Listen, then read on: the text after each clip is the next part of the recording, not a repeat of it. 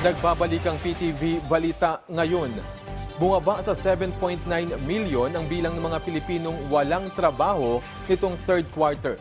Sa survey po ng Social Weather Station o SWS, mula dating 22.8%, bumaba ang record sa 16.9%. Dahil dito, umabot na sa 46.5 million na Pilipino ang may trabaho o mas mataas sa 45.3 million noong nakalipas na quarter.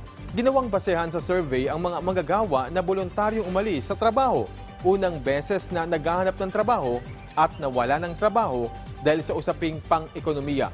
Isinagawa po ang survey mula September 28 hanggang October 1. Sa pamamagitan yan ng face-to-face interview sa 1,200 respondents.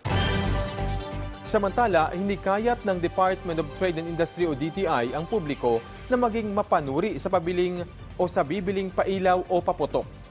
Hanapin ang PS mark at license number ng produkto at tingnan sa website ng Bureau of Philippine Standard kung tugma ang manufacturer at model ng item.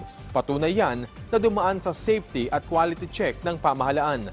Babala ng DTI, mapanganib ang pagbili ng mga substandard na produkto ngayong holiday season. At yan po ang mga balita sa oras na ito. Para sa iba pang updates, i-follow at ilike kami sa aming social media site sa @PTVPH. Ako si Alan Francisco. Magandang hapon.